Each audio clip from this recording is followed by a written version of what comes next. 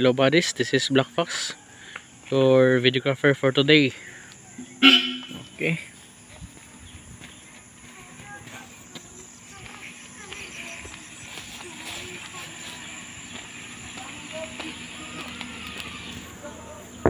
Bro, vlog muna tayo.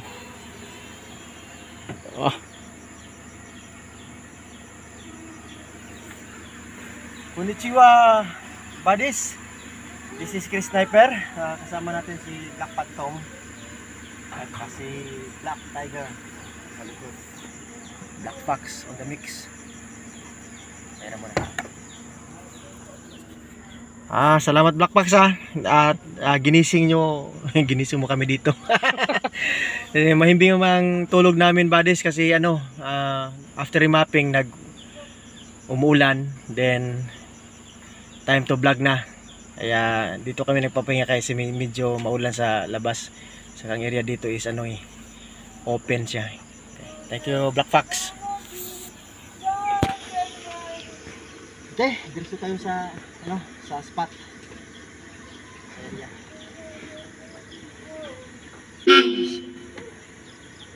Shout out muna kay Mami Sniper saka Baby Sniper. Ingat kayo dyan Mami, Baby, I love you. Then happy birthday sa kapatid ko, my dear sister Eli dyan sa Cebu. Happy birthday. Enjoy your special day and more blessings to come. Then pababong tayo. Nandito tayo ngayon buddy sa sa Davao de Oro. Nabungturan, Davao de Oro. Diretso na tayo sa spot ng operation natin.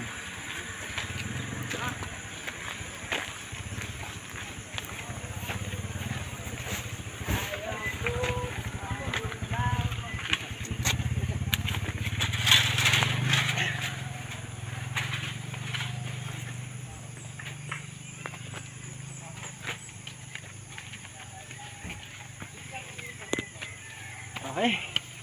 So kasama natin ngayon ang Team Saag. So Team Saag sa Nabunturan, Davao de Oro. Bansay Team Saag. Bansay! So itong tropa natin, si Sir saka yung misis niya saka itong brother niya dito. So pasalamat kami at nagkaroon ng free time para maka-visit sa area dito. So napakaganda ng area nila buddies kasi ito malapit sa Japanese camp. May bundok dyan sa north side, yan sa taas. Dito ang Japanese encampment dati during World War II. Okay? So, maraming salamat sir at ma'am. Okay? Bansay, Team Saag! Bansay! Okay. Okay. So kung nakikita nyo itong sa view sa likod namin, ito yung benchmarker dito. Okay? So tingnan natin. Ito siya. Napakalaki. Kung galing dito, tingnan nyo lang ang dipa ko. Dalawang dipa. So ibig sabihin ng dalawang dipa, almost 12 feet ito siya. 12 feet ang taas niya ng batong ito. Hindi pa nagalaw to. Din pansinin natin, may nakabangil dito. Ito siya. May pointer pa sa harap. Okay? Then sa water flow method dito, pag maglagay tayo ng tubig dito yan dadalo yun. Naubos na tubig natin sige sir. Pwede.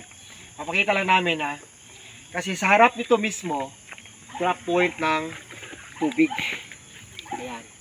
Tingnan natin. Ayan, pakita ko lang. Ayan Diyan. Ayan. Parang waterfall siya naman dito dadaan yan. Ibig sabihin pag mag-uulan, so talagang dito ang daloy ng tubig. Kaya may load ito dito. Ito siya. So ang positioning nito, nakaharap to sa araw. Pag dito ako, gaganon, east side yan dyan. No? Okay, para makita nyo na east side talaga, gamit tayo ng compass. Para makita lang natin na east side yan. Diba? 90. Ayan, 90 degrees. Ayan. So, dyan sisikat ang araw. So, Ibig sabihin, pag sikat ng araw, kitang-kita to. Doon sa kabila lulubog. Napalaki ito, tignan nyo. 6 feet ang taas ito. Tayo ko yan, 6 feet. So napakalaki na ba to? So, may load ito dito, buddies, pero hindi lang namin sasabihin na kasi sikreto na ito. May load dito sa harap. Yan. Alam niyo to, ang water flow passage yan. You know, C-type. Sikat. So dito mismo. So galing naman dito, west side doon, sa south side niya, yan. So dito, doon south. Pagtingin mo ng south, yan. Sa right, sa kanan ko yan. May bato ka makikita na kapader yan. Okay? Diyan, patungo doon, may creek yan dyan. Sa kabila, bundok. So riverside. So ibig sabihin, doon ang tubig. So south, dapat naka-norte siya pero naka-reverse, no? Doon ang tubig sa south kasi bundok dito. Okay. So ito patungo tayo sa south, then tingnan natin 'yon. Dito tayo nag-test dig, no? Actually may spot dito, may deposit dito, pero hindi muna natin ginalaw kasi dadaanan daanan. Dito tayo didiretso. Okay. Ito yung bato sa south side. So yun ang tinatawag natin na bench marker or BBM, Big Boulder Marker na mother code. Bench marker or mother code. Okay. Sa south side, ito. Babangga siya ng pader. Okay. So titingnan naman natin doon. Mayroon siyang fire element. Yan. Kita lang. Pakiano TV lang. Fire element. Yan. Okay, di ba? Parang letter V. Okay. May doon pa sa may sa taas pa eh. You know, nakaukit. Letter V pa rin 'yan. Dito gilid.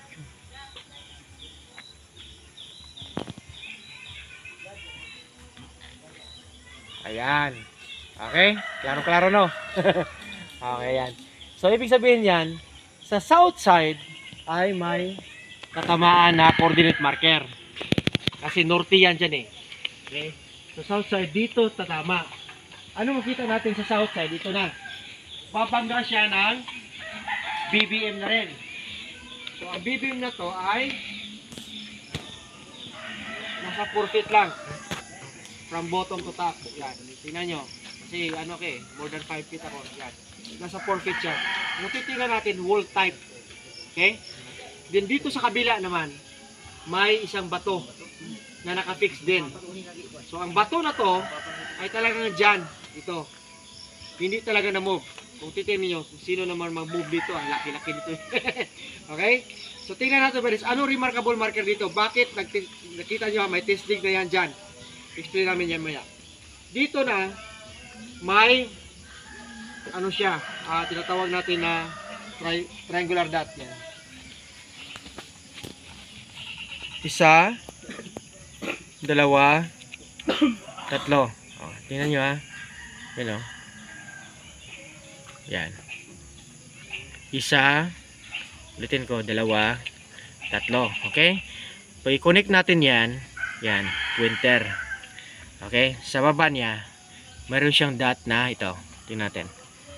Yan. Kasya yung isang daliri. So, 3 feet siya. No, I mean, 3 inches. Yan Kasya.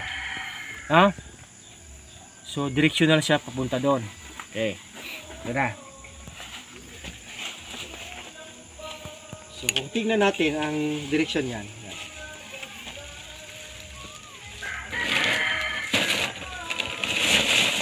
2 to 5, 45 degrees dito. Dito sa kabila, itong slash ng big boulder na to, ito. Slash niya, papunta dito sa big site natin. 135 babangga, 315 papunta dito. So, 135 degrees tatamaan ang wood element. Talagang slash siya, yan Slash yung kamay. Okay? So, ano remarkable marker dito? Ito, may itchy siya.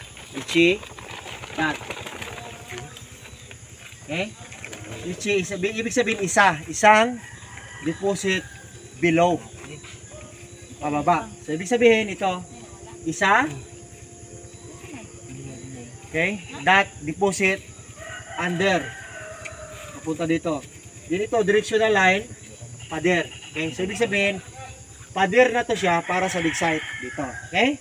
So, isang insight din ito na tinuturo sa ating pari natin. Salamat pa rin dyan din sa mga insights. Okay? So, diretso na tayo. Badis ha. So, ibig sabihin, dito is pader talaga to. Tingnan nyo, dito ang lupa. Ito natago na to, pero diretso siya. So, nakaver ang lupa hanggang dito. Okay? That means this line is a treasure line guide patungo sa baba. So, ibig sabihin, dito taman, hanggang dito ang boundary ng dig site natin. Then, dito rin. Okay? So, tingnan natin. Chat mo na ko. Paklaro pa. Tapax dito. Tipi. Okay? Bago tayo patuloy, shoutout muna sa mga tropa natin. Ay, shoutout sa mga tropa natin dyan. Sila, si bro, Team sa 2. team sa to, si Donald Dila Rama, Harvey, Cuerda. Cuerda. Salamat bro sa palaging panonood ng YouTube Mrs. Okay. Thank you. Team si Altar Boys, Outer Boys Team Trail Master. Master. Okay? Salamat. So, okay. Thank you, Black Phantom. Naintindihan natin ba din siya, no? So, yan ang dig site natin. Yan, no? May daanan na, ha? So, south, norte. Doon ang creek. So, daanan na to para sa dig site. Ibig sabihin, from that stone, dito na portion, papunta tayo norte. So, code 1 ang target natin. Code 1, that means number 1 sa compass direction, norte. Okay, pag hukay natin ito, tingnan nyo yung hukay namin. 5x5 na, yan. 5 feet by 5 feet. So, ibig sabihin, ang hukay na to ay diretso na. Okay.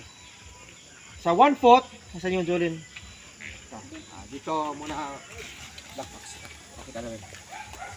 Sa 1 foot may Jolin yan, no?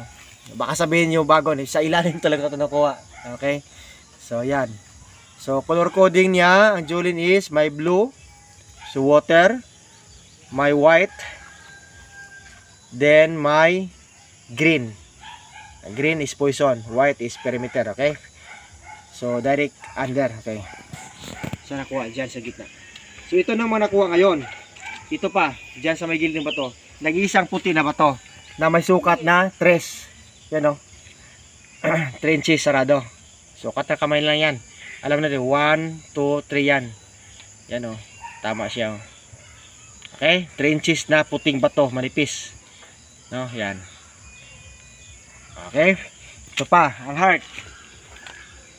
2 feet heart. Yan, malaking heart.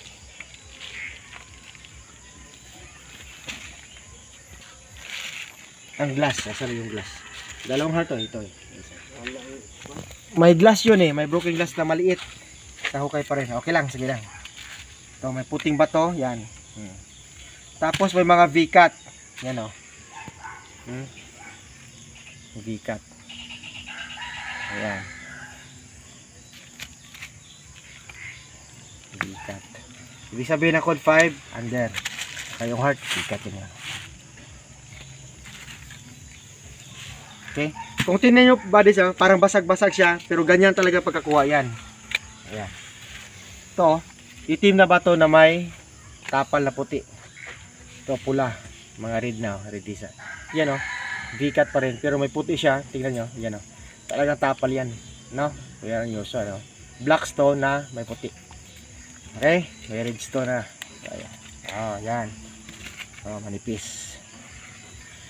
So yan ang mga nakuha. Tapos diretso tayo sa layo parang triangle.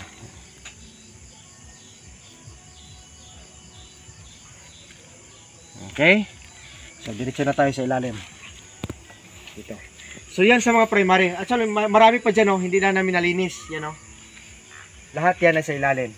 Ito ang tinatawag natin na trenching or test dig. Pag ang gusto ko lang sa trenching, lahat ng mga niramp namin dapat may test dig talaga o trenching para makita natin ang mga hidden trail markers. So ngayon, ang nakita natin yan, tumambad ang pagong sa 3 feet. Dito saan please. Babaan ko muna. Dito base. Pababa. Sukat ko na. From this hole. Kunin mo trace. Oh. Okay, di ba? So dito siya tataba sa likod ng pagong. Okay? Dito naman sa kabila, diyan na lang. Ano naman yan? Ang 3 feet diyan, yan o. Tama din. Tapon. Okay, so sa pole, trace. Dito siya tama sa likod ng pagong. At ang pagong ay nakuha sa 3 feet. Saka ang butas na to, ito in front yan. In front to, 3 inches. Yan. So 3 feet papunta dito. Okay? So ngayon, paghukay natin, yung mga primary markers, pagdating ng 3 feet, yung buong bato na siya. Saka may formation siya. Ulo ng pagong na nakaharap sa wall. Ito, yan o. Sa wall. So nakaharap siya sa 135. Babangga siya dito. So, bakit may pagong? Ito tinatawag natin na heavenly steam marker. From this point, itong passage na to na sukat ko. 2 feet siya. Yan. Black point lang po yan. 2 feet. Papunta doon sa norte. Pabalik siya dito south. So dito sa south, dito ang passage siya papunta south. Dito ang pagong sa ilalim. Yan. So tingnan natin. Laro mo black fox. Ayan. So tingnan nyo iba ang kulay nito. Puti ito pag malinis. Ang ulo nyo itim, saka may yellow. Yan. Matibay ito. Yan. Lapok. Okay. So ngayon, andyan na. Okay. So before that, remapping, nakuha naman natin to. Didiretso-diretso siya sa dig site. Then ipakita namin ngayon ang dimension ng item. So dyan natin magamit ang Japanese wand saka aurameter. So shout out kay paring Chester, then kay paring Otol Kimso. Takida. Okay. So ito ngayon ang dig site at ito yung center point ng item natin. O, gamitin natin ang Japanese wand. Okay? Yan, ganito siya paggamit. Pang-checking lang dimension to.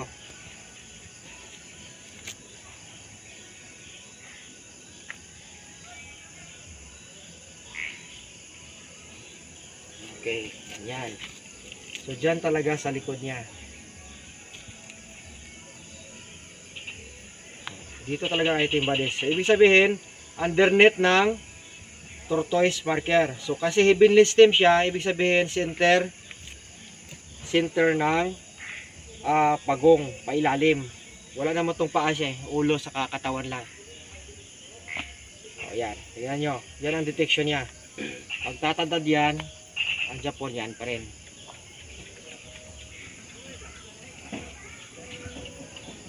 Yan, dito ang item sa ilalim. Sa aurameter naman, pag gagamit tayo nito bodies, then pag mag-purchase kayo kay Otol Kimso lang, directly ito. Yan o. Diba? Sa gilid ako, patungo siya doon. Dito naman, napunta siya doon. So masintro ko yan ang item, ganun. Yan. Wala nang directional, diretso na siya. Tatad-tad yan sa kaikot. Tad. Okay? Pag vertical position tayo, ganun pa rin. Parihan ng Japanese wand yan. Sa kabila tayo. Pag masintro natin yung items, ganun siya. So, ibig sabihin, ito ang spot ng item. Direct under. Saka, makikita naman natin bodies, very unusual yung mga HTM niya. So may julin, may glass, saka may mga bato, may heart formation, din mga code 5. Then pagtambad ng 3 feet, ito si pagong, nakita natin. So please ko na sukatan. Sukat, kipi. Sukatin natin ang length ng pagong, pinakataas. Okay. Para may idea tayo. Kasi consider siya as inventory marker. galing sa ulo niya, oh, hanggang sa likod. Dito muna, katawan muna niya. 20. Ang pinakataas niya, 30 feet, sarado. From ulo to dulo niya. Galing sa ulo hanggang doon, 30 inches, I mean, inches. Sorry, nagkamali. Yan o. So, galing sa dulo niya, sa puwitan niya. Yan. 29 to 30 inches. Yan. So, sarado na natin ha. 30 inches ang length ng buong ano niya. Ulo hanggang puwitan niya. So, may target na tayo. So, that means buddies, isa itong heavenly steam marker na nakita sa ilalim as steam. That means direct under na. Center, inside or under. Ito, pailalim siya. Tingnan naman natin yung cutting nyo. Ito siya, kung tingnan natin, no? Yan o, letter V na yan. Saka ito, V-cut na to. Ito sinasabi ko sa mga post ko. Kung nakikita nyo, V-cut yan o. Ibig sabihin yan, under V-cut siya. Kahit likod siya ng pagong, pero may V-cut na makikita natin dito. Ang positioning pa rin ng V-cut, east-west alignment. Di north-south dito. Then, dito pa siya sa tinatawag natin na south side from bench marker natin. Okay? So yun lang buddies, hopefully may natutunan kayo sa vlog na ito. Medyo na gabi na kami dito kasi nag-testing pa eh. Then nag-tracing ng mga big site. So ayan. So shoutout muna. Red Phantom, Fake Phantom, salamat. Bansay. Kay Sirit, shoutout. Then kay Team Sato sa Hinguog, kay Paring Rex Medalya. Kumusta dyan pre? Then sa kay Kuya Joe, Team Paritata, Team Daruhan, Bay Pabian, Team Ilisi, no? Team Truhan, Bro Alpe, Bansay. Okay, Bansay Buddies. So sa kay Team Bro Russell, Bro Russell sa Davao. Hindi siya nakapunta ngayon. Si Black Assassin. Black Assassin, Bansay, Black Shadow. Salamat Team Sag sa Salamat Team Sag. Dito sa muna. accommodation. Doon kami sa Kumbal Hotel eh. Salamat tayo kay ano. Okay. So itong kasama natin si Sir, i-describe lang natin yung pangalan na kasi ano. Para safety ang ano, ang tinatawag natin na meron tayong military secrecy. Salamat Team Sag. So nakita na natin buddies ang dig site. Actually may ano, may ilang load dito? 4 no? 5. 2, 3, 4. May 5 load dito sa area nila. So we are praying for successful operation sooner kasi direct na to eh. So then maraming salamat sa mga nanonood sa YouTube channel natin. Then hopefully sa lahat ng mga operation ay makahits tayo. Mayroon pa nang nakahits ng bago lang no sa Laak. Okay, yun lang. Discreet lang natin ang ano. So Bansay Team Sag. Bansay. Okay. Then dito ka Black Fox. Team Trail Master. Salamat Black Fox, no? Team Trail Master. Sa Trail Master, okay. Black So, Tiger, salamat driver namin. Doon. Black Fox. So ito yung area dito. So, yon, ulitin ko yon ang pagong marker natin. Okay. So once again, this is Chris Sniper saying it's sleep and explore. Then Bansay. Team Sag, Bansay, salamat. Bansay.